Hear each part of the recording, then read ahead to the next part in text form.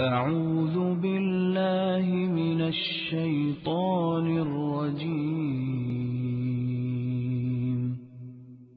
بسم الله الرحمن الرحيم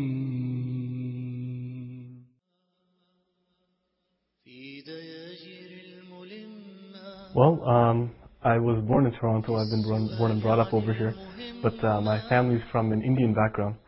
So a lot of my life had to do with, I guess, a mix of Canadian culture as well as at home the Indian side of things. So I grew up knowing my culture, knowing my language, and knowing the religion of my parents very well. I grew up in the temple, and I would always go to summer camps and Sunday school, and always going to prayers and so on and so forth. So I went through a lot of, like, I guess, culturalization in both the culture of my parents and the culture that I was growing up in at school. I went to high school over here. I was a pretty studious person, but I also had my fun on the side, and I was really into music. I used to play guitar. I played for 11 years, and so that was my life, I guess, before.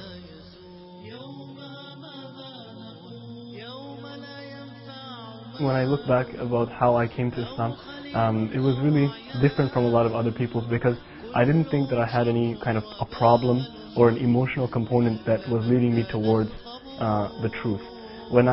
Since I was young, I just didn't feel right in the religion of my parents, although I had been brought up in it, and actually at one point in time I was a very ardent defender of it. And I was almost staunch, you could say.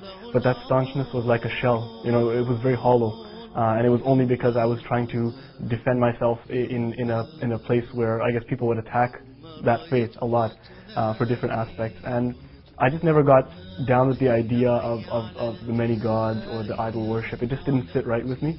As well, there were like numerous different explanations which weren't sitting well in terms of science. And I wasn't satisfied that the truth was there, although there were many good teachings. And I have to clarify that values and beliefs I found were in every religion. And after I left the religion of my parents when I was just starting into my teenage years, I came across the Bible and Christianity, and I read the Bible, and it was beautiful because I came across this idea of one God. In the Old Testament, I came across this idea of one God, and that just it held me. And the way that this God was so benevolent, and at the same time, it was like the might of God that really, really attracted me towards this, and the concept of prophet, the concept of prophethood, where the men who give you the message are not divine in themselves, and this is the Old Testament that I'm talking about, and that really, really attracted me towards that, and my search kept on going from there. I went into the New Testament, read that, and again, I was really happy with the values that I had found, and I had fallen in love with the character of Jesus, but at the same time, I just couldn't accept it into my heart. It didn't fit for me. And that's when I started to kind of cast off all religion, and I became atheist for a point in time.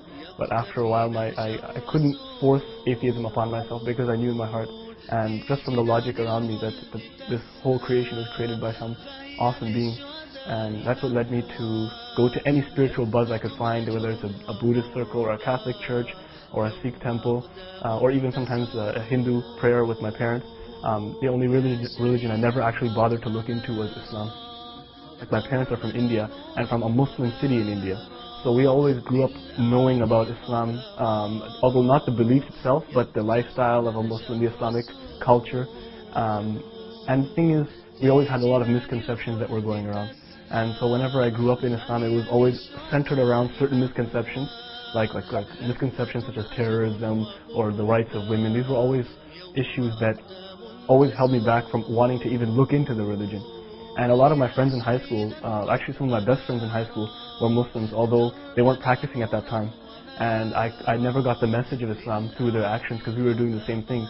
And it's only once that I came into university and I found that it was a place where you could, I guess, open up your ideas a little bit more, question yourself and question those around you.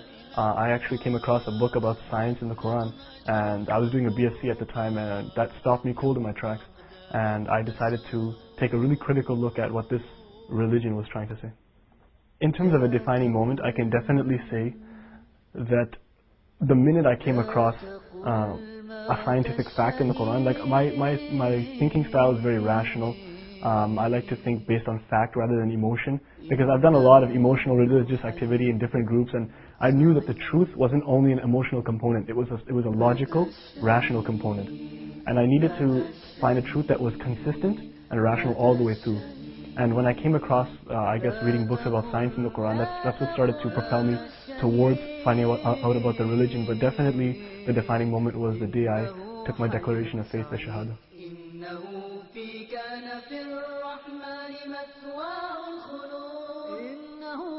Well, after I became Muslim, of course, I told my parents very shortly after, and everyone around me, and they started to pick up on it a little bit because I started growing my beard and stuff like that. They have those same misconceptions that I had, and I don't blame them at all. Actually, it's an ignorance, and it's an innocent ignorance, where they had those misconceptions and nobody had explained to them or reached out to them as to what the truth of Islam and the beauty of Islam really was. So when my family reacted slightly negatively towards me, I knew it was just their emotional reaction, and it was them not understanding that I had become a better person and why I made this change. When I became a Muslim, there was no real support network or a social web to kind of guide the new Muslims into their religion, and there wasn't a big machine to propagate the truth about the religion. And this is where I think my personal contribution can come, where I'm also trying to learn about the religion every day. And while I do that, I would like also to teach others and make the transition as easy as possible, as well to let people understand that when they become Muslims, they don't lose their identity. They're still who they are, they still have their interests and their likes and their dislikes, and I would like to make it easy for their families, to let them know that that person is still them, that's still their son or their daughter or their brother and their sister, and that the only thing that's changed is their outlook. They've just come in touch with a greater reality. I think the biggest thing that Islam has done for me, first of all, is to give me a satisfaction in my heart that I understand why I'm here and why this universe was created. So I feel at sync with nature itself around me. I feel in sync with every human being and all of nature, even inanimate, animate objects. It's beautiful. It's a beautiful feeling to wake up every morning, to think about God, and to have your mind blown every morning at the miracles that He's given to us as well. I think that I've developed a respect for every single human being, animal, you name it. It's just taught me that Islam is a system of rights in many ways, and I've learned to respect my parents more, respect my neighbors more, respect people from other faiths and other cultures more, and I think that that kind of respect is needed, especially in a world today where we have to heal a lot of wounds from the past.